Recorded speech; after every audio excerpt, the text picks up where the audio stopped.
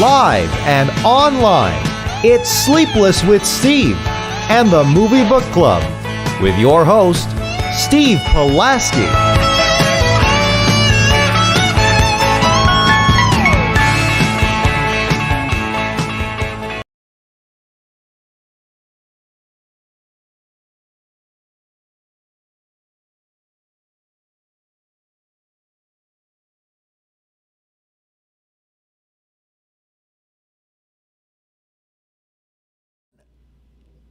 Back and better than ever, Sleepless with Steve, live on YouTube with mysterious Zoom passcodes inhibiting the entry of our good friend who is also making his return on the show for the first time in 2 weeks. For some reason, it asked him for a password. We did not increase security in the last couple of weeks, I assure you. But Joe Viso is back. And I'm just going to shut up for a second and ask Joe, how are you doing today, my friend? I've done better. The reason why I wasn't here last week, I was just under some stress from work and everything, and it has not gone down at all. But, you know, I was like, I just need a week off again from Sleepless, from an event that we had that was 4 days long, and just some other stuff. But I'm doing better. I'm doing better now. Hopefully it stays that way. We'll see where it goes. And I'm ready to review this motion picture that we're going to talk about. You know, it's too bad. It's too bad that we couldn't be talking about the best movie of 2022 right now, Cha-Cha Real Smooth. That comes out in T-minus 3 days in case you You're hyping this up. You're overhyping this. Don't have a friend that keeps you posted on the best movies of the year because he's just that great of a guy, or a guy who's watching Cooper Raiff's should have been award-nominated shithouse again to pregame for the release of the movie he already saw. So I'm a little bit excited for Cha-Cha Real Smooth. A little bit excited for my good friends to finally watch that on Friday. I'm currently like house sitting for my mom right now, and I have to say, if there's one good thing to come out of house sitting, it's like, one, I have the house to myself and everything, but two, she has an Apple TV account, so I don't have to resubscribe to watch this movie. I can watch it off of hers. Shout out Mama Viso. All right. Yeah. Nice chandelier too, by the way. Oh, you can think that's hers. I'm in her room right now because she has a desk that I can like sit at and do this stuff with. It's a very nice chandelier, man. I was gonna say the S in Viso is a dollar sign, evidently. I like that. Dominic, how are you, my friend? Whew, it is they keep on coming, and the years keep coming, and they don't stop coming, man. There are some very interesting things afoot. And we'll see. That's all I can say for now. We'll see. You just got married. Can't you be out of commission for the next year? That's what I keep saying. That's what I keep saying. But no one wants to. Despite you know the recent stress I've been having, I do have something that is a possibility on the horizon, but I don't want to say anything just yet. Yeah, I hate being vague like that, but unfortunately, we can't confirm until it happens. So Dom and I are getting married. Congratulations, Steve. You just found out. Sweet. Happy Pride Month from Sleepless with Steve. We were going to wait until we got the license. Oh, boy. I wasn't quick enough. I was trying to come up with a good rebrand for Sleepless on this on that note, but I fumbled the bag, as the cool kids said. But yeah, best of luck to both of you guys, man. It's exciting. Like I said, I moved west this year. As far as big life things are concerned, that's kind of out. But I did get to MC a concert this week, and I did get to MC. I was texting you a little bit in advance about it, Joe. I emceed the concert for Ja Rule, Genuine, and the Yin Yang Twins out here. Well, one half of the Yin Yang Twins. Damn. D-Rock. I've never been huge into the Yin Yang Twins, but it's D-Rock and Kane. Kane missed his flight. And you know what the DJ told me? The DJ told me, he goes, this is only he's been working with him for years. He's like, this is only the fifth time this has happened where the one has to go on without the other. He's like, this rarely happens. That's kind of, I mean, the fact that it's happened, this, at least 5 times, that's kind of funny, though. It's like, well, I was nervous. Twin. I was so nervous because, and I'm not going to go long-winded on this, but I was so nervous because I'm like, this is my second time getting on stage at a concert and announcing an act. So I was like, are they going to boo? I'm like, are they going to boo? I was so worried about that. And I was joking with the one guy, event coordinator over there who I was getting the instruction from. I said, what the hell am I supposed to do? Go up there and be like, ladies and gentlemen, Ying. Ladies and gentlemen, the weekend. What the hell am I supposed to do? But let me tell you, man, when Genuine played Pony, that was obviously his encore. When Genuine played Pony, man, there wasn't a soul who wasn't hot and bothered. He was tossing roses to the crowd. It was awesome. The way he did it too. I wish I got his introduction to it, because he went back after his he played Differences. Then it was Pony. He goes back by the background singers, high fives both of them, high fives the DJ. Then he goes in the middle of the stage, does kind of like a kick flip turn, and when he lands on his feet, you get the first note of Pony. Oh, okay, that's pretty badass. he was my ease. I love Genuine, man. And let me tell you, somebody who interviewed him this week with the privilege of interviewing, very genuine individual. Very genuine, super friendly guy, man. And he killed that shit on Friday. So that's my life. And I met Steve-O too. That was also the thing too. Just tiny little thing.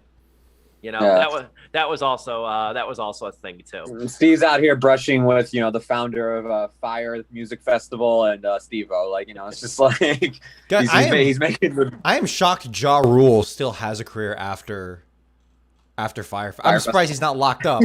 And two, like somehow he escaped. Like he was able to disconnect legally from all of that. Yeah, disconnect from the ignominy of the whole thing. Yeah, I was kind of surprised too. He was the headliner of the show. I have never really liked Ja Rule's music, and I'm not even being retroactive after the whole Firefest stuff. Like I have a hard time naming 5 Ja Rule songs. I know he's done all that stuff with Ashanti. I know Always on Time. That's pretty much it. I've always enjoyed the collabs he's done. His own stuff, not so much. I've never been a big Ja Rule fan, and it's funny, like with the Yin Yang Twins, I have a soft spot for that like ringtone rap era, Soulja Boy, VIC. Like I have a soft spot for that like snap era of rap, but I never got into them really either. I totally forgot until D-Rock was on stage that they are responsible for that. You guys aren't on TikTok because you're smart, but they're responsible for that Say I, I song that got popular on TikTok. Oh my God. When they played that song, man, I'm not going to imitate it here because I have dignity, but like, man, imagine like 1,000 Iowans doing moose ears in unison. Like that was some other shit. That was a banger weekend in Dubuque. I'll say that much. The last thing I'll mention as I'm gloating here, Steve-O was funny. Steve-O's catchphrase, how he says, "Yeah, dude." You know that. That was a sweeper on Wonk for the longest time before they cleaned up all the sweepers. Was it really? Mm-hmm. Was it really? Yeah, Steve-O says, "Yeah, dude." He comes on stage to like this riotous applause. He goes, "Yeah, dude." Everybody applauds, and then he goes like this. Then he starts thinking it. He goes, "Yeah, Dubuque." He's a character, man. He's a class act. Sold out show. But moreover, though, we're here to talk about some things. We're here to talk about 2 sequels. One, just a bombshell. I went and saw this is a sentence that's never been uttered. I went and saw the Kirk Cameron homeschooling documentary on Monday evening. And then I came out of the theater and everybody was talking about this Joker fiasco. So we're going to address that at the end. We're going to address that at the tail end of at the tail end of Sleepless. And I got a hot take about this whole thing too. I got a hot take that I'm going to save. Do not let me forget. But first things first, we got to talk Jurassic World Dominion, I hope to God conclusion of the Jurassic Park movies. The so-called epic conclusion. I don't know where we stand on the Jurassic World movies. We reviewed Fallen Kingdom on the show, did we not, on the radio show? It was our last show. That was our last show. Wow. I knew it had to be one of the last. I told you, because the week before we reviewed 2 good movies, and one of them being Mr. Rogers' Neighbor, or Won't You Be My Neighbor, the documentary. Yeah, and then the following week we did a shortened show because you were going to be leaving for Peru, I think. Yeah. And so we did only half the show, and we did one topic in Fallen Kingdom. That's right. Fallen Kingdom was the finale. Well, and then it was on the last. And then show. we had the wrap up of Sleepless with Steve with me, Dom, and Kevin, one other guest. Kevin. There we go. Thank you. Yeah, Kevin. Yeah, that was a fun show, and that was fun to talk about the origins of Sleepless with Steve. With The lore. the lore. I still make people laugh with the origins of that. But anyway, we'll talk about Jurassic World Dominion if we must. Again, this is the third installment of the Jurassic World franchise. I mentioned this to Dom last week when you weren't here, Joe. First thing that pisses me off about this movie: why is there no colon in the title? That is my first thing that I'm frustrated with. Like after World. There's no colon. It's Jurassic World Dominion. It's not Jurassic World Dominion. There's no colon. What ticks me off the most is that there was a colon for Jurassic World : Fallen Kingdom. There was. Like, I even had to go do a Mandela effect thing when I first saw this. I was looking around. Yeah. The movie there's no colon in the title. I guess you could you could joke that it's a pun, where it's not a pun, but like, I don't know how to call it, but like Jurassic World Dominion. Like you can read it like that too. Yeah, Jurassic World Dominion. I know what you're saying, but it doesn't work. Either way, it aggravates me. And I had to keep correcting myself when I was writing the review. But anyway, though, yeah, this is the third movie in the Jurassic World franchise. It's once again directed by Colin Trevorrow. The last movie was directed by J.A. Bayona, and Bayona. He's done a handful of movies. I always remember him as the guy who directed The Impossible with Ewan McGregor. And I think Penelope Cruz was in that too. But yeah, this is I think that was Nicole Kidman. Yeah. Was that Nicole Kidman? No. Reese Witherspoon, maybe? No, this was the Tsunami movie. This was the Tsunami. It has Spider-Man in it. Yeah, it's got Tom Holland. Yeah. Oh my God, I get him confused all the time. Naomi Watts. Oh my God, we were both wrong. It's Naomi Watts. Jesus. I never remember Naomi Watts.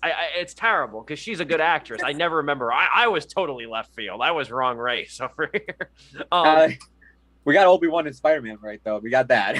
Yeah, I do remember that was an early Tom Holland movie, 2012. But anyway, though.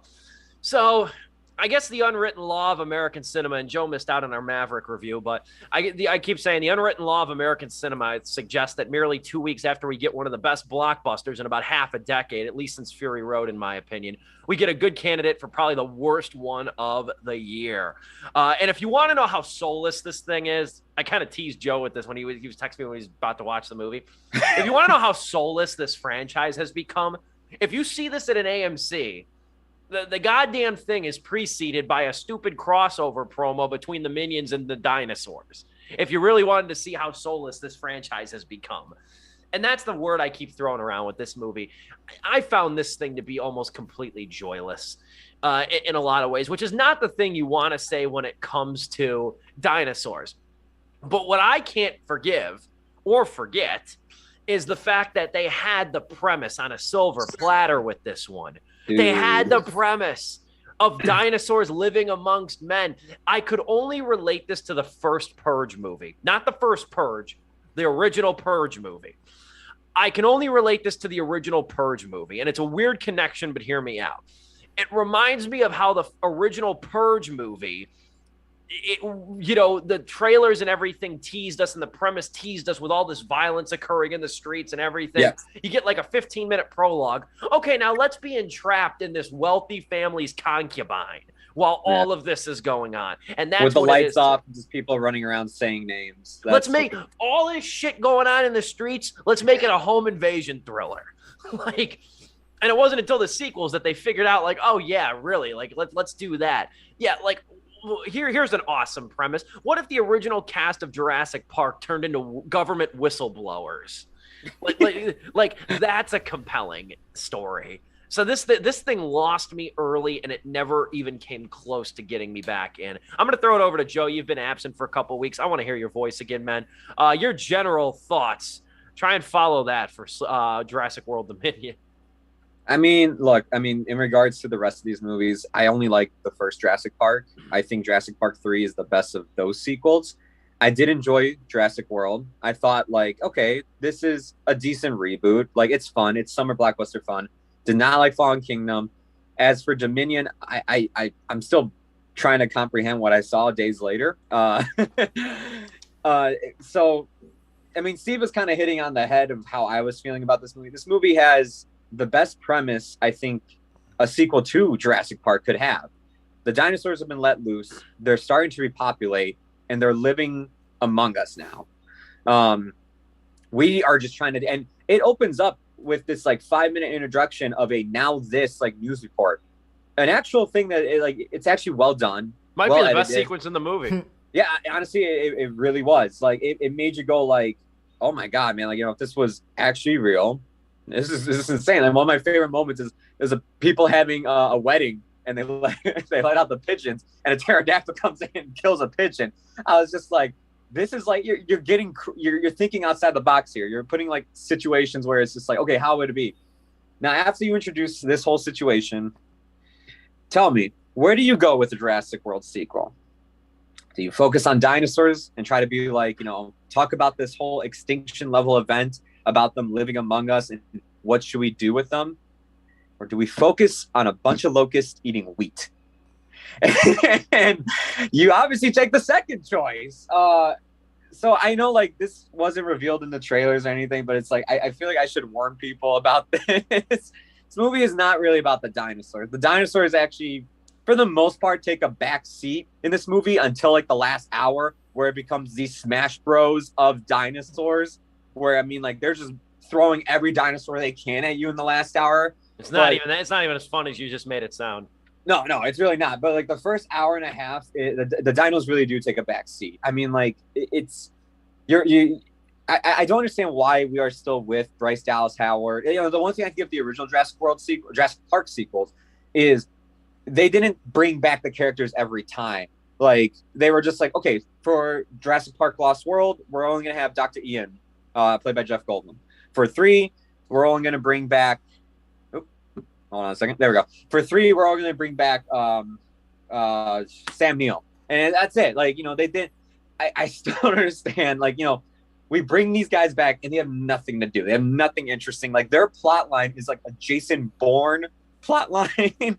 Like, where they're like I'm not even kidding. Their first action sequence is straight out like raptors are doing Jason Bourne-esque stunts, jumping through like buildings and everything.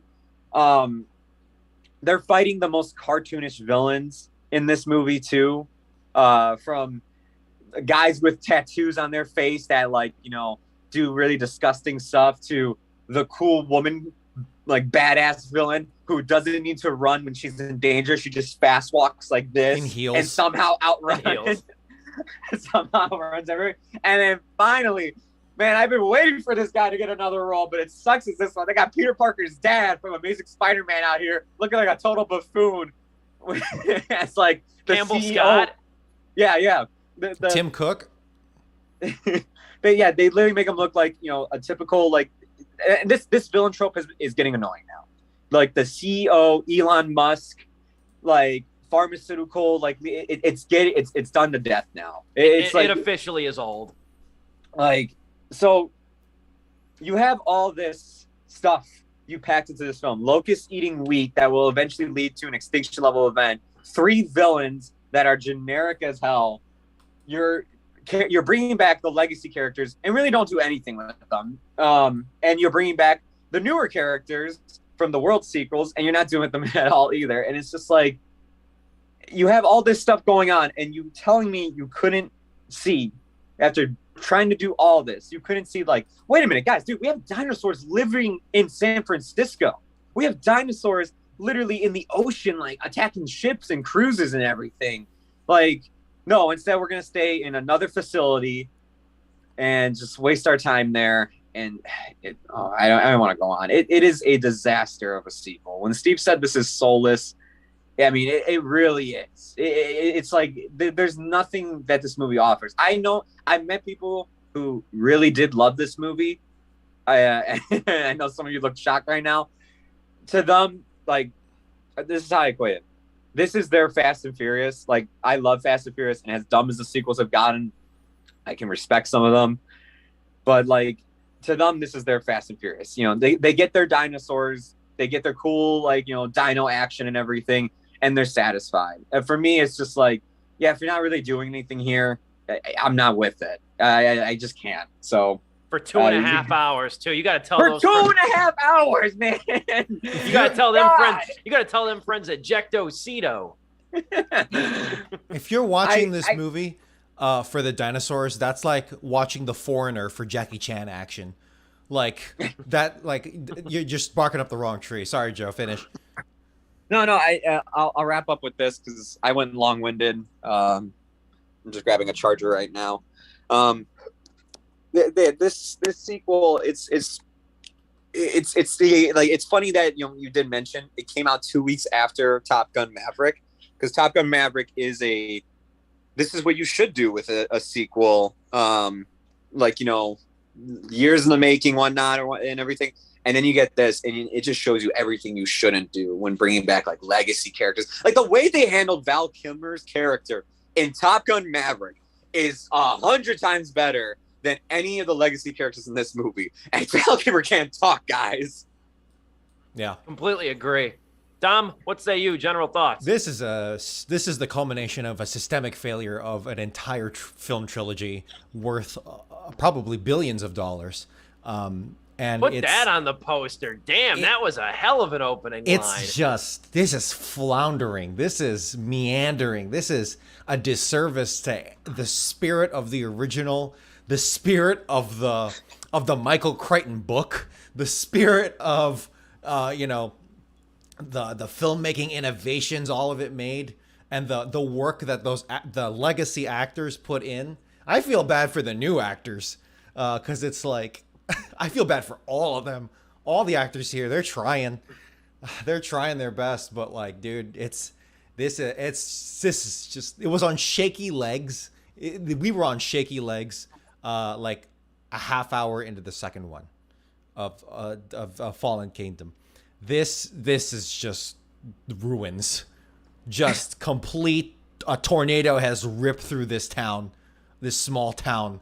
And like nothing is left, and we are improvising. I have never seen a film more improvised and more expensively improvised than this movie, or at least that's how it feels. Because on a writing level, this is actually genuine. I believe this is a worse trilogy than for the freaking Star Wars sequels, and like that's. On a writing level, there's a lot of comparisons. There's a lot of parallels to be drawn here with this movie, and none of them are good. So, like, how in the sequel trilogy of Star Wars, they were like, hey, J.J. Abrams was like, hey, let's do this. And then Rian Johnson was like, no, let's do this. And then J.J. was like, no, let's just upend all that and do this. That's really what it felt. It was like, J.J. fix this. Yeah, exactly. Except they didn't even try to fix it in this one. They were it's just. No, and this feels like a Rise of Skywalker one, because this feels like Rise of Skywalker in a lot of ways, too, because it really has to, like, revert course because Fallen Kingdom was such a disaster. Mm-hmm. I don't know about financial. Did it make its money? But it made a ton of money. I'm just talking about just the fact that it was just a disaster in terms of reception. I would even critics, say, audiences, like, nobody.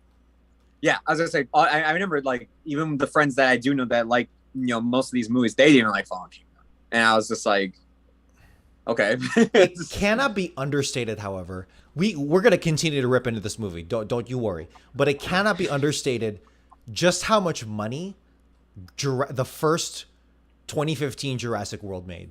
Insane amounts of money. And the sequel too. I was shocked. According to Wikipedia, I was shocked. A budget of $150 million, about standard fare, even a little cheaper than I thought. Standard fare, box office of $1.6 billion after 7 years. Box office of $1.6 billion. Fallen Kingdom, $187 million on the top end. Box office $1.3 billion. This is a money-making machine, and if from a pure financial standpoint, this is a roaring success. This is piping hot, ripping success, and the three of us here are just as culpable of funding this. It's already at half. It's already almost at half a billion. Dominion. 1,000%. It's already almost half a. It's going to cross $1 billion. It will. Yeah. Maybe the low end of it, but it'll be $1 billion. It'll be $1 billion club member very soon. $3 to $4 billion for $450 million. You cannot deny I would make that. I would make worse movies for that trade-off if I was in that industry. You're not wrong. I called those shots. I have 2 quick points here. One is kind of a general question. Is Colin Trevorrow now the new gun-for-hire blockbuster director? And what I mean by that is Colin Trevorrow is like the safe bet director who doesn't really have a stylistic vision of his own and is going to direct competently but not really craftily, if for lack of a better word there. I know what you're saying, kind of like a fixer, kind of like how Ron Howard's career has kind of gotten into. For Solo. Yeah, but I don't think his filmography, unless you can correct me, according to his Wikipedia, he's only got like 5 directing credits under his name. The Book of Henry, brother.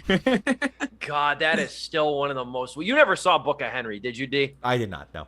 Book of Henry is one of the most dumbfounding American movies to be released in theaters in the last 10 years. And the thing is, I didn't hate it. It is just the plot alone. It's a running joke. Like Scott Mendelson keeps Book of Henry alive because it's one of those like sincere what the fuck movies. And it's like a drama. It's a drama. Like, and it's oh my, we had a ton of fun. Because I went and saw that movie, and I was just like, okay, yeah, this is gonna be like a cute, I don't know, like kind of a thriller in a way, like a drama and stuff. But nice family motion picture. And like how they marketed it too was just wild, man. Like it is one of the strangest movies to be like a wide release movie. In America, like that got made. I always think back with Colin Trevorrow. I remember Safety Not Guaranteed with Aubrey Plaza and Mark Duplass. That was the movie that got him to be like the Jurassic World director.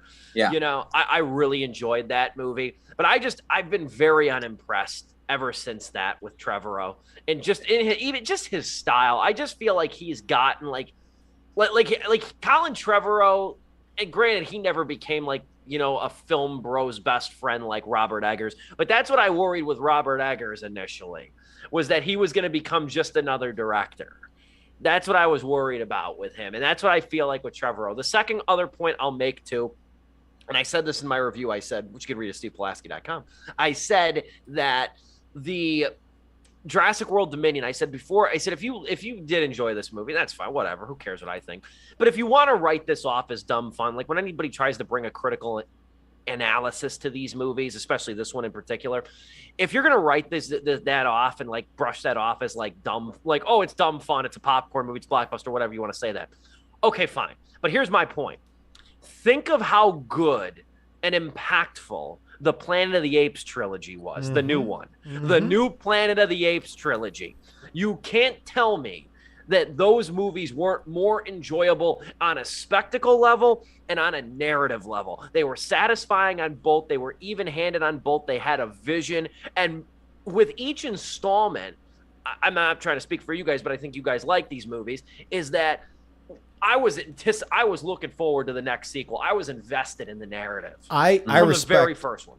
I respect the hell out of that specific trilogy, and yeah, it even still feels underrated. Yeah. Oh, 100%. Like no one talks about it anymore except for, you know, people who are in the weeds of film us like nerds. us. Yeah, exactly. 100%.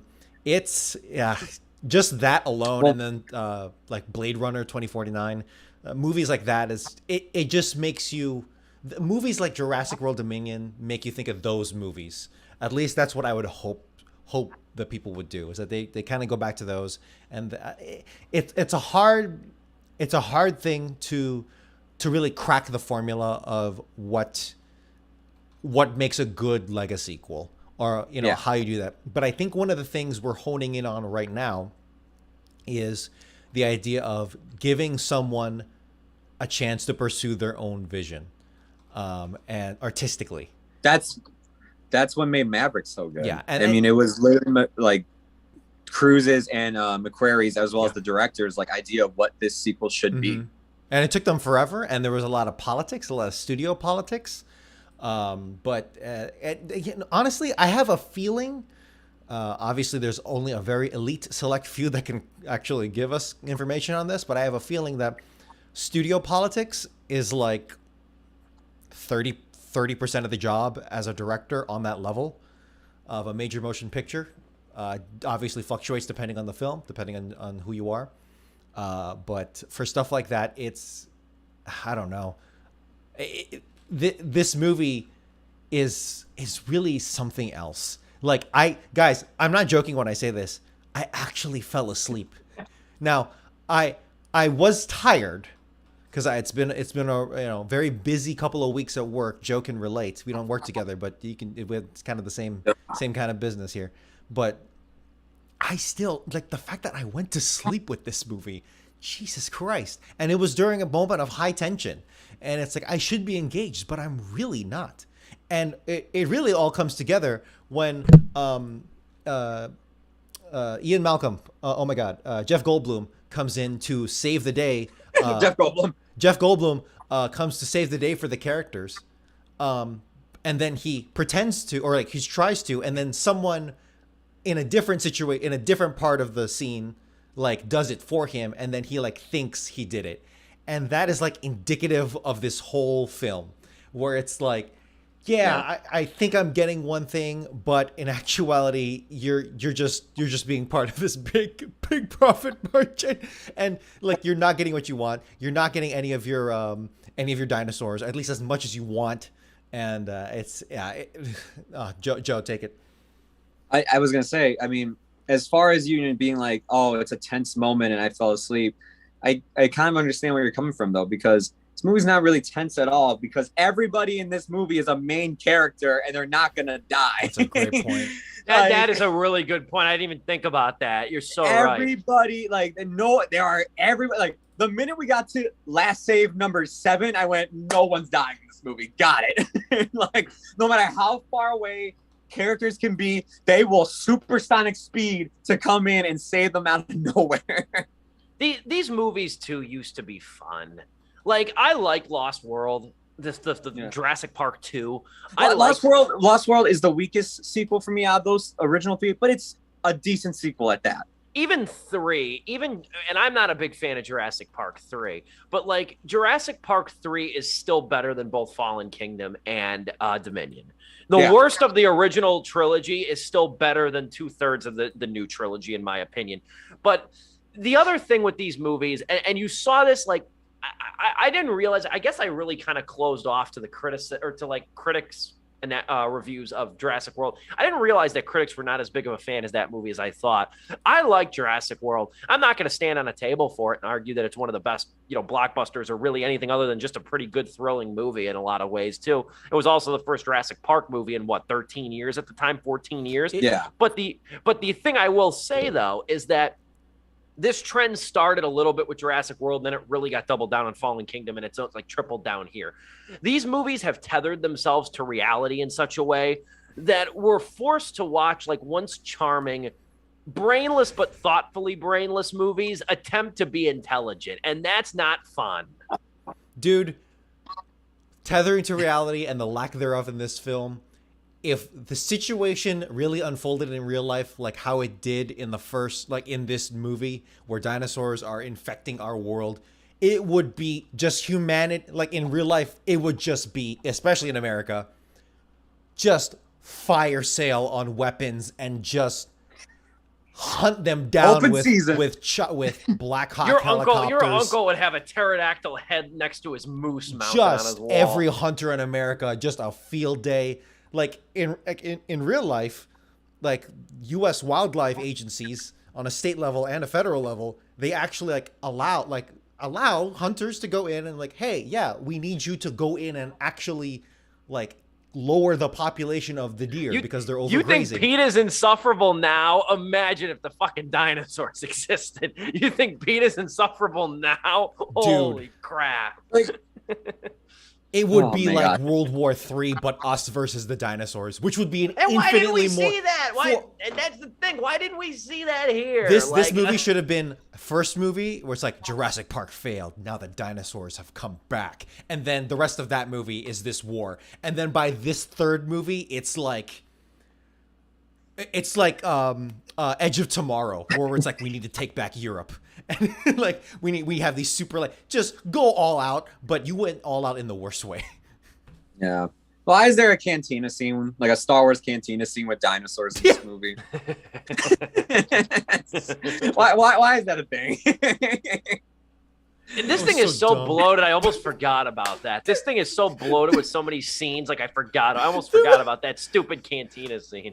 We have like 6 minutes. There's the scene. Yeah, that same scene where all the dudes are like they're watching dinosaurs fight, right? It's like underground, like dogfighting, essentially cockfighting, and like all the actors have all the extras. God bless these extras. I love them, but they're like, yeah, you know, doing all that, throwing money, like shouting, being like rude, crass. And at one point, how poorly put together this movie is. They're still doing it when the big dinosaurs are loose. Like two T-Rexes loose in the room. And it's like, it's, hey, shout out to Trevor, our principal of photography here. They have like 3 layers for a shot. You have the main characters fighting in the ring, and then another layer of extras doing the dog fighting, cockfighting, like, yeah. And then in the background, silhouettes of these giant dinosaurs eating people while no one, like, complete disconnect between the third and first 2 layers. There's money on the line. There's money on the line. And then a dude on a scooter just gets got. You would look at the first 2 layers as like, what is this, like some like bar fight, like some human trafficking, like fighting ring or something, and then you see the T-Rexes show up in the background, like, oh, it's this fucking Jurassic Park, okay. And if this film had that energy for most of it, I would be like, this is like at least a 2 out of 4 star movie, just because it would be far more engaging. I just get it's stupid fun. Instead, this is soulless. You're right, soulless and just empty fun, or lack thereof, right? That is what that's what the first Jurassic World was to me. Like, I know Steve is saying, like, you know, I'm not gonna also stand on a table and defend this movie either, but I can safely say, like, when I was watching that movie, one, it did something fun. It showed us what if the park did actually open, to guess and everything. Like, you know, how would this park look like? How would guests interact? It got creative with that. And then the last 30 minutes of that movie, it just went balls to the wall, insane, and I loved it. Like, it's just like it was effective. Those pod scenes were great. Yeah, like you know, I can actually remember a scene from the movies that was like, this was pretty cool. It was the first time we've seen that in a while. I had a like reaction to when like the Indominus Rex talked to the raptors and the raptors turned around the humans. I went, oh shit! Like, Indominus Rex has a stealth crazy mode. And there's a dude with margaritas running away. It's like, I want that energy. Margarita guy. I think that was literally Jimmy Buffett, right? I have to say too, like, how that, like, the Indominus Rex, as stupid of an idea as it is, how the hell have the new dinosaurs they made not been as cool as that thing? Yeah, they blew their load in the first movie with that. They did. Like, that thing was like literally the predator of dinosaurs, and like they just keep like trying to recreate it, and it's stupid every time. Like, that's another good point. This one, it's like the Gigantosaurus or something, the Gigasaurus or whatever. And I remember Colin Trevor was like, in interviews, he's like, this is the Joker of the Jurassic Park movies. I'm like, what the hell does that even mean? Did he say that? He said that. Go look it up. Type in Colin Trevorrow Joker dinosaur. He meant Joker, the Jurassic Park series. He misspoke. He stuttered at an inopportune time and added an R. We're down to the 2-minute warning here for the Zoom sponsored intermission. So we'll come back, kind of put a bow on Jurassic World Dominion. I do have another point, though, I want to make that more. It's a criticism of the plot. It's a criticism of the redundancy of the plot, and I want to address that briefly when we come back as well. We'll be back in about 60 to 90 seconds here after our Zoom sponsored intermission. Don't go anywhere. This is Sleepless with Steve.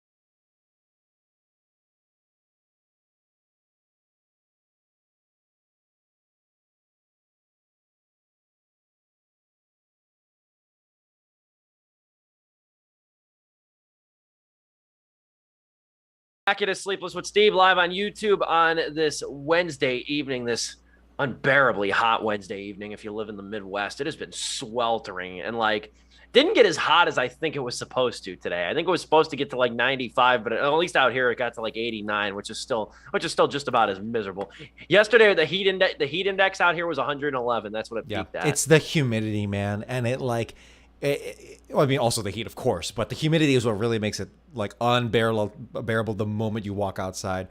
It's a stark contrast to the Southwest or dry heat, where it's like, okay, that's bearable. Like, it's hot. You don't want to stay in the sun too long. You'll get burned. But at least I can walk around in the shade and like live. But not here. This is oppressive. This is like the definition of oppressive heat.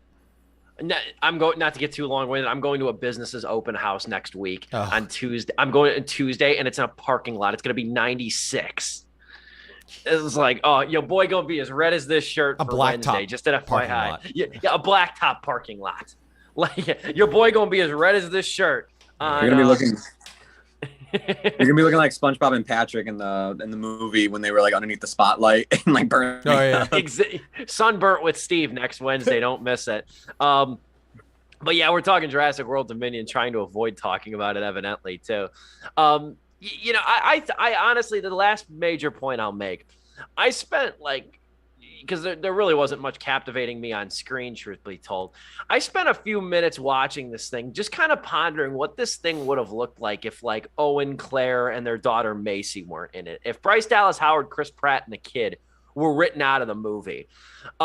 Because, you know, even though like Sattler, Malcolm, and Grant, the returning players, even though they're like a fraction of their once charismatic selves, they're proven to carry these films, at least on the human side.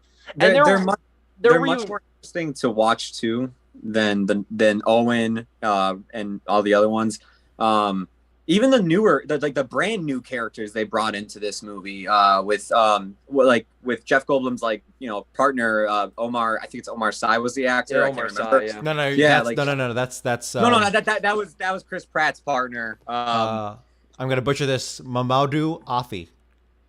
That guy. Like he was a great new character. Even the pilot chick, she was a great new character. It's like these people were more interesting and had like a better background, I think, and just were better in scenes that they were in than Owen and all of them. I'm not saying it's Chris Pratt or Bryce Dallas Howard's fault. There's almost so much you could do with the material this movie's probably giving them. And even when the legacy characters have nothing to do, how can I even blame these people? It's just like, well, what the hell? What's with your performance?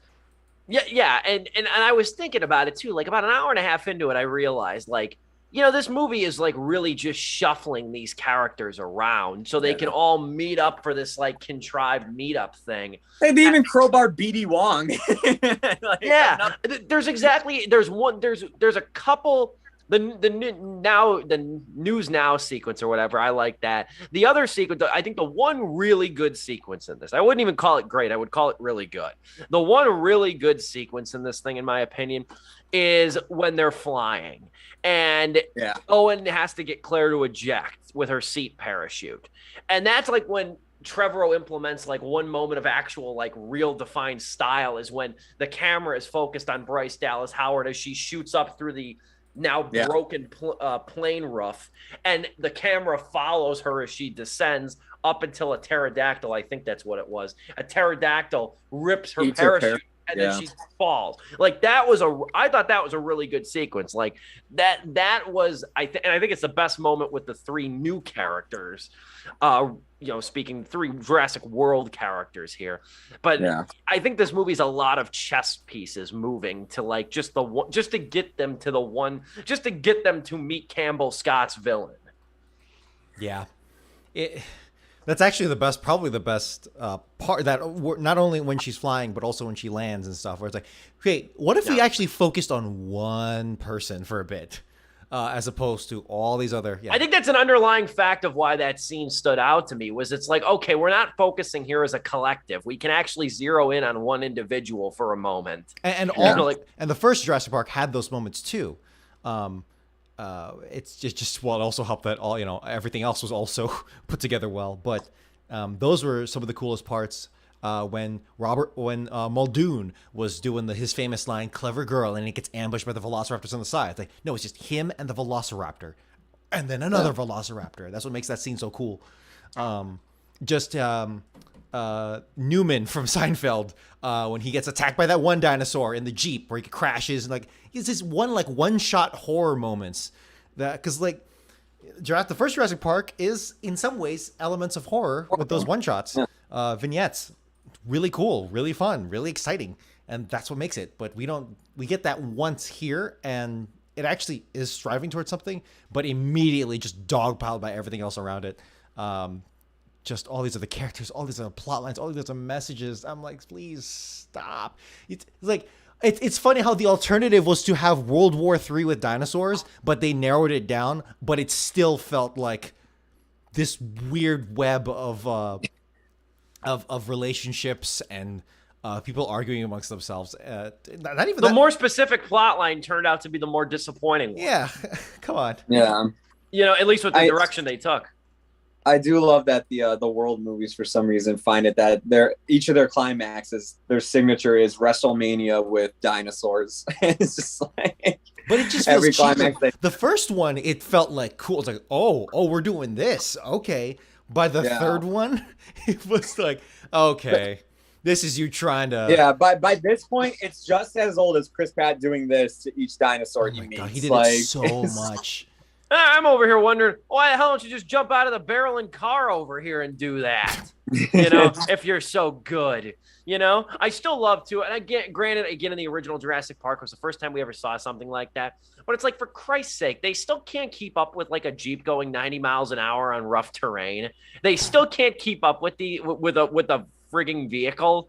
Like, and that's just the kind of stuff that comes to your mind when you're watching something that feels as empty and as soulless as this. The moment the first ring of the first wall of believability is broken, it's just spirals further and further, and you keep looking for it. And the thing wants to play intelligent over here too. So with that note of circumvention too, it's 1.5 out of 4 stars for me. I don't have a ton of movies on my fledgling worst list right now. It's about the halfway point of the year. I think this really is the 15th of June. It kind of technically is the halfway point of the year. I have like 5 movies I would put on my worst list. So this is almost certainly going to make it. It's 1.5 out of 4 stars for me. Go Dom, then Joe for final thoughts. This movie was ruined by diversity. And as such, it gets one.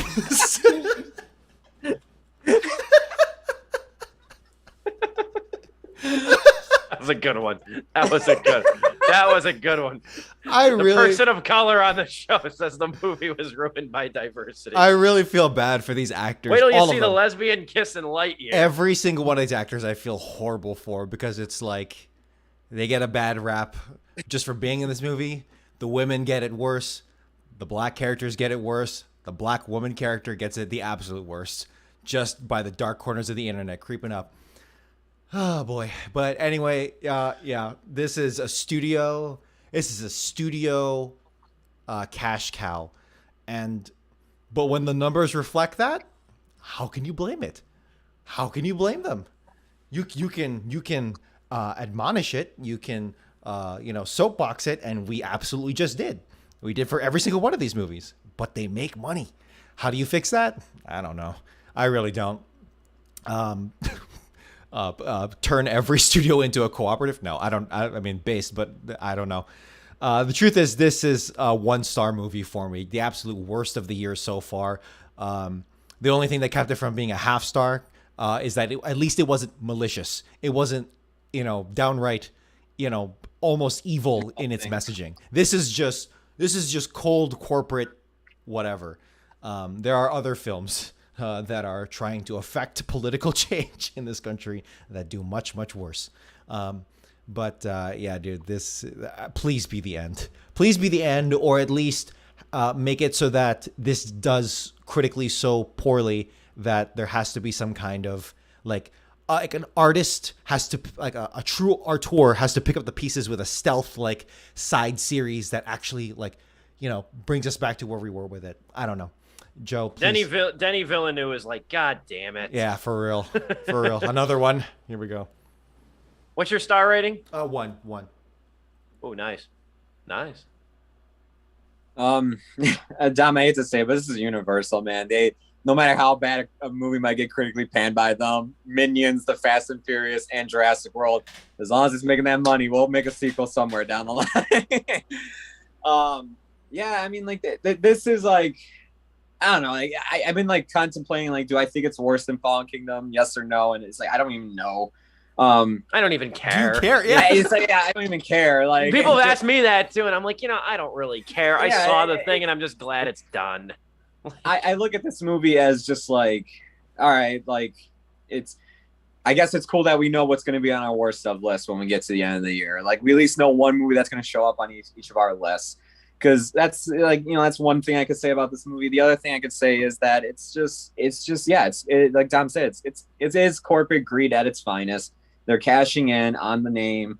They're cashing in on the actors that they have and everything. They are like, man, like the amount of people that are like, well, I gotta go see it because they got everybody back, and it's just like, all right, I mean, like, sure, that is a good selling point, but it's like, man, after Ghostbusters Afterlife, even some other movies, it's like I could give less of a shit when you get the cast back, man. And it just doesn't matter to me.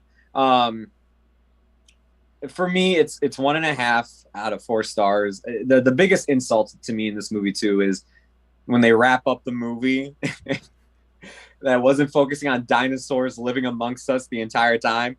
And they wrap it up being like, but we need to learn to exist and coexist alongside. It's like, we didn't even talk about that for the whole 2 hours and 29 minutes I was here. And this last minute, you want to talk about it? Man, I wanted their head to get eaten off right in that moment, too. Like, GTFO, 1.5 out of 4 stars for me.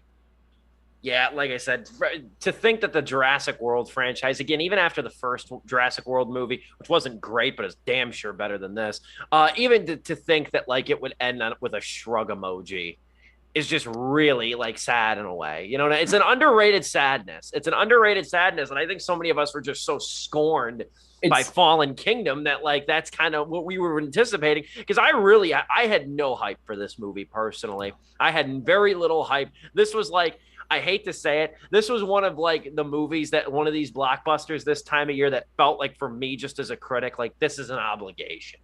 Yeah. This is an obligation. Hope it's good, and I'm still shocked at myself with how much I like Top Gun Maverick too. Real quick, I'll say this as well. Speaking of, like, you were talking about corporate greed, and we can go on and on about that. We talk about that quite a bit. But you know what too? And I looked out here, and again, the theaters that I have out here, they're smaller than the ones back home. There's still some, the AMC out here, I think, has 12 screens, 12 or 14, something like that. So it's, decent size. But you know what? I looked, the AMC this week is showing 4 movies, 3 of which are Top Gun Maverick, Lightyear, and Jurassic World Dominion. So I was curious. I looked at the back home theaters to see the indie movies I was missing, with the exception of like a couple of them back home are showing still showing Bob's Burgers. One of them is still miraculously showing that Watcher movie that nobody saw. And that's pretty much, you're getting like at the max 5 movies and maybe a couple Bollywood movies if you live in the target demographic area. But like that's how saturated it is now. I bet you those Bollywood movies are also sequels because they love their sequels in Bollywood. I bet you they are too. But I just thought that was interesting. I'm just like, yeah, this is really what it's getting to be. And then next week is Elvis, which is not really a franchise movie, but it's the Baz Luhrmann franchise. It's a musical biopic, like it's like another one of these. It's Elvis and Black Phone next week. What was I gonna say? Like, and I don't want people to think like I'm always like anti-corporate and everything. It's just like, look, man, a corporate movie. I know you are, yeah. A corporate movie could be good. Like they can honestly be like, yeah, we're making this movie to make money, but we're putting effort into it. All right, like it's just like look at the topic we're about to talk about, Joker. Like, look at that for an example. Like, yeah, they made that movie because they knew, like, hey, a lot of people love this character. What if we gave him a solo film and we let it be action? But as long as we're giving it the solo treatment and everything that DC's been doing lately, what if we actually just let the director do its own thing with it? He wants to make a Martin Scorsese movie with it. Go right ahead. It's like, yeah, I don't mind when a studio does that. And it's like, sure, make the millions of dollars and everything. At least you did the effort of actually trying to do something. Who directed Joker? Todd Phillips. Todd Phillips, that's right. Mr. Hangover. That's a good seg for this topic. Can I just say first things first? I love the title of this Joker sequel. Everybody's going to wind up calling it Joker 2 because French makes people nervous. French makes Americans nervous, but it's pronounced Folie à Deux. And Folie à Deux in French translates in English to Madness for Two. And I love that title. I think that's an awesome title. It's a hell of a lot better than Joker 2. So I think it's got some character to it. But man, this was an interesting bomb from the Hollywood Reporter. This was not something anybody in their right mind had in their bingo card.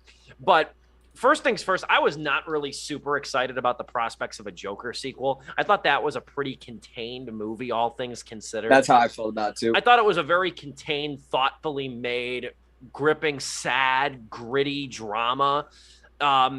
Social media can bitch about it all they want. Letterboxd reviewers can give it half-star reviews all they want. The damn thing made $1 billion. I did not know that until this week, actually, that thing made $1 billion. And that was a hard R-rated movie, too. Yeah. So, like, that was even more impressive.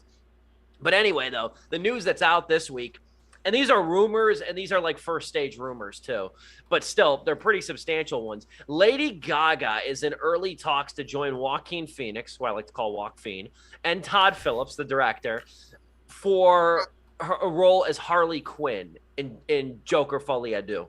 And that's fascinating. The other tidbit that's almost overtaken, which would be Lady Gaga joining the cast, would be news in and of itself. But there's also reports that this could be a musical of sorts. Love it. Show me nothing more. Just take me to the theater. Yeah, I am fascinated. And I mentioned this. I think I mentioned this at the beginning of the show. The funniest part to me was that, like, and I saw it just with my best friend over here, my best friend Nick. He liked the original Joker more than I did, and I really liked the Joker movie, but he was more excited about a Joker sequel than I was. Well, then when this news came out, not about Gaga, but about the musical, it flipped. Now I'm like, I'm friggin' sold, man. And he's like, oh, this is gonna be shitty. I'm like, I'm sold, man. You know, In the Heights, baby, let's go. LFG. Just imagine In the Heights, but instead people are just getting headshotted and just like. Yeah, this is wild, man. And like, you know what? This is my hot take.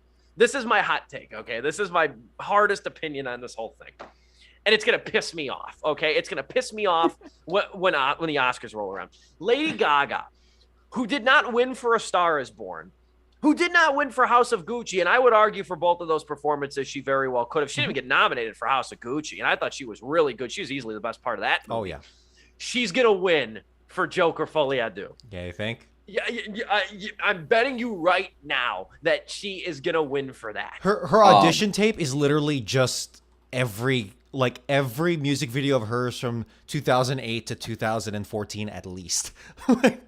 I like Lady Gaga a lot. I like her as a singer. She's one of the few pop singers I really like, and I like her as an actor. I'm not shocked at all that she's as good of an actress as she is. Because she's pretty much a performer. She's a character in herself on stage. Have you seen clips of her concerts? Like, I'm so for this. And the other thing that gives me a little bit of comfort with this too, Joaquin doesn't do sequels. He doesn't do sequels, and he would have no problem walking away from this. He would have no problem walking away from this. He's that type of an actor. He doesn't care, in so many words. Like, if the script, he's so selective. He's famously selective, even more so now after his whole rap career stint, that whole stunt nobody remembers from 12 years ago. But the fact that he's on board, that gives me a little bit of comfort. And I'm also very happy Todd Phillips is back with it too. But a Joker musical, that's some shit, man. That is some shit. And that is going to aggravate a lot of people because musicals, for some reason, are absurdly divisive, and I can't wait. Anything that could anything that could get stuck in the craw of the incessant fanboys, especially the DC fanboys, because they're really crying crocodile tears over this. I'm excited. I am more excited for Joker 2 this week than I was last week. Yeah. I have to say, I mean, like, you know, being on Twitter and everything, like, when like the news broke out that this was going to be a musical or possibly be a musical, like, just seeing all the comic book fans' reactions pissed off, man. Like, just like they're going to ruin the character. And in all honesty, this is probably the most creative thing they've done with the Joker in years. Like, I'm sorry. It's just like, you comic book fans can come up to me and tell me, no, but like in this issue, he does this crazy thing. It's like, okay, but like that's the Joker doing a crazy thing. I've seen Joker do crazy things, murder people in like, messed up ways, all this stuff since I watched the animated series when I was a kid. I'm used to the Joker doing that. Like the last time I was blown away by something about the Joker, and it's no docs on Joaquin Phoenix's performance. He was great too. But Heath Ledger's performance was the last time I was like, holy shit, dude, that was something refreshing with the Joker. That was insane what they did with that. Now, Joker 2019, I was like, that was good. That was a refreshing thing. It's nothing new to me, but refreshing. Now this is something new, man. Me watching the Joker tap dance with Harley Quinn as Lady Gaga, like, now this is something I can get behind. Just complete The only better lunacy. the only better subtitle would be Ha Ha Land. Haha, yeah. God damn it, Steve. I can't take credit for that. That's been circulating. Okay. I can't take I saw another meme where it's from A Star Is Born. It's when Lady Gaga gets out of the car and like it's Joker leaning out of the car. It's like, hey, and she's like, what? We live in a society, and then she like cracks a smile. Dom, your thoughts on Fully Ado? Not much else, man. Just that Emphasis on Foley. I'm actually interested again. After the Heath Ledger thing, I'm like, man, are they ever even going to commit the Joker to film after this incredible performance? Is the character just done now? Can it ever be beat? And then when they actually started circling petitions, I was like, this is dumb. You're all dumb. That was a dumb take. But this is actually interesting. Let's just go balls off the wall. I mean, I have not seen it, but the fact that Lady Gaga was in a whole season of American Horror Story Carnival, I think, right? Where it was like, I don't remember. She was in one of the American Horror Stories, and they focus on certain subjects or like certain settings. And I think Hotel. Oh, okay, I thought it was Carnival. Never mind. Yeah. She's a shoo-in for being able to nail this character. And I cannot wait for it. I really can't think of anything else to say other than let's just wait. Let's just wait and see. Lady Gaga's such a good actress too. It's like, dude, she can play Harley Quinn. All right, it's like Margot Robbie was great as Harley Quinn too, but she didn't like define the role or anything. Just look at was it the Telephone music video where she's dancing in a prison in like scantily clad leather? I'm like, I think so. Yeah, just do that, except maybe more. She literally did a whole album, 2 albums with Tony Bennett. So it's like she can class it up while also dancing, while also being freaking insane. I want a sex scene to Bad Romance. Make it happen. I want that sex scene to be so awkward. I want it to be ugly and awkward. Make me uncomfortable. No, honestly, if those two have sex in that movie, I actually might be disturbed for the rest of my life. That might be the most disturbing thing I've seen. With Joker Bad do. Romance in the background, one of my all-time favorite pop An songs. orchestral version of it too. Oh, you cannot. I am a cynic when it comes to mainstream music, but fucking Bad Romance, man, I still get down to that song. Paparazzi's my favorite Gaga song. That's a pretty good. That's one. Sublime. That refrain. That's a pretty good. Yeah. I kind of like, and it's funny too, because I play it a lot on my station, or we play it a lot on the station and stuff now. It's I think it works well in the movie. I'm not sure that like it's kind of like, oh, what the hell? I had a good comparison to it. It's Hold My Hand from Top Gun Maverick. Let It Go. That's my comparison. Where Let It Go is so good in the movie that like I got tired really quickly of hearing it in Target. Hold My Hand is kind of the same thing. It's really good in the movie, but like I'm not as invigorated by it when I just hear it on the radio. Sure. I still like even Born This, as overplayed as they became, Born This Way and Poker Face, I still turn up to those songs. Born This Way was my favorite Gaga song. I love the saxophone in that song. That's a good song. Yeah, I'm a big. I don't look like it, but I am a big Lady Gaga fan. Mm-hmm. And I respect the hell out of her as an artist. I respect the hell out of her as an actress. And I think, and like I said, it doesn't shock me at all that she's as good as she is. So I have no reservations about her playing Harley Quinn whatsoever. The last thing, you did bring up Margot Robbie. The last thing, this is apropos of nothing. I won't keep OT going this much longer, but did you guys see the promo photos for the Barbie movie? I saw the Ryan Yeah, Gosling I picture. saw Mr. Ryan Gosling today. You know, there was a good joke one of the film critics I follow made. He said, "Now is this the Ken?" He's like, "Now is this isn't the actual Ken. This is the Ken that inspired the Ken. This is the toy that inspired it." I that's another one. We're reviewing that. I cannot wait for that damn Barbie movie too. What are they I know, gonna do with it? Oh my god! It's I'm- Greta I Gerwig, don't know, Margot but, like- Robbie sold. Yeah, that's all I needed to hear. Greta Gerwig and Margot Robbie. I was like, cool. And then like Ryan Gosling, Simu Liu, and one other actress they named. And I was just like, I'm even more down. Sima now. Liu's in it too, which Yeah. I think is an interesting casting choice. he better be shirtless. I was in the minority for damn sure. I ain't using my A-list pass for nothing. I was more critical. Like I was one of the more critical people of because I liked Little Women. I thought Little Women was all right, but I was disappointed just in the fact that like Greta Gerwig, who had like such a great debut with Lady Bird.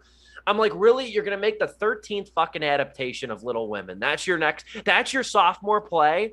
Like that was the thing that kind of aggravated me. I was like, you're really gonna. I don't care that you're adapting something, but you're really gonna adapt this. What are you gonna do, Romeo and Juliet next? Like, come on, Barbie. man. But I'm like, but now Barbie. We've never had like a theatrical live action Barbie movie. I'm totally sold. And remember, this was originally like going to be like, it was going to be Amy Schumer as Barbie. It was going to be a comedy and everything. And now it's like, it's a whole different beast. And in my opinion, a way better movie than they probably originally pitched. The color in that movie, like the promo photos, man, like I love the color, the neon pink and everything. Like, oh God, I might bring Pink Moscato to the theater. It's like wait. if someone took what they thought Drive looked like and then just pump that filter up times 110%. Like somebody said on Twitter with the Ryan Gosling promo photos, him as Ken placed behind the pines, but make it erotic. Yassified, yeah. Yassified. That was another one I saw too. We'll wrap things up over here. You gentlemen know what is coming next week, and I cannot wait what we are touching on. You remind us one more time. I forgot already. Yeah, the movie is Cha-Cha Real Smooth. It's directed by Cooper Rafe, a Texas native. It's his sophomore movie. Directed this really excellent movie called Shithouse that came out the month the pandemic started. Cha-Cha Real Smooth on Apple TV. Cannot wait. These two dudes are sick as shit of me bringing this up since January because I saw it at Sundance. I can't wait for this thing. I can't wait to see it again. I've seen the goddamn thing. I am more excited to hear these two gents and to see if we're still going to be friends after the show on Wednesday. Now, what if we hate it? I know. It's like, dude, if I don't give this movie 4 stars, I think the show's over at this point. I'm not like that. I'm really curious. You guys are like 2 of like 10 people now that are like, this better be fucking good, Steven. I've been. You brought this on yourself. I know I did. I had a little bit extra time at work the other day. I made this meme. I sent my friend, my former co-host, the poster of the movie when they put the yellow poster out. I sent it to her, and I took that Bernie Sanders meme, and I said, "I'm once again reminding you about the best film of 2022." So wait, that was your first 4-star review, then Top Gun, right? Technically, Cha-Cha Real Smooth, I gave 3.5 out of 4 stars. Hey. I gave it 3.5 out of 4 stars, but it's marinated in my mind, and I'm not going to adjust my review until I watch it again. Okay. And probably publish more words on it because it's my website. Because I remember when I saw like your post about Top Gun, and you were like, my first 4-star review. I'm like, you tell me this motherfucker didn't give Cha-Cha Real Smooth at the online shit he's voting about I reviewed it. I reviewed it like 3 days later, and I gave it 3.5, and I was waffling between the two. But the more I've let it sit, and the more other reviews that I've read about it, I want to tilt it to 4. But integrity purposes, I'm not going to do it until I watch it again. Or to see, maybe I still want to keep it at 3.5 out of 4 stars. Either way, Cha-Cha Real Smooth, 1 hop this time. I don't know how hard it would be on your end, Joe, because you're going to be back in the control of the show. I don't know how hard it would be to put the instrumental instead of running on empty, Cha-Cha Real the Cha-Cha slide. I don't know how hard that would be. I could try to figure it out. I'll see. I could send you an MP3 of the instrumental if you desire. That will help too. That'll help me save time trying to find something so we don't get copyrighted. That would be fun. That would be lit like Bic. We shall see. We'll be back next week, same time, same place, 6:30 Central Time. For Dominic Guanzon, Joe Viso, we are grateful to have him back. And yours truly, this has been Sleepless with Steve.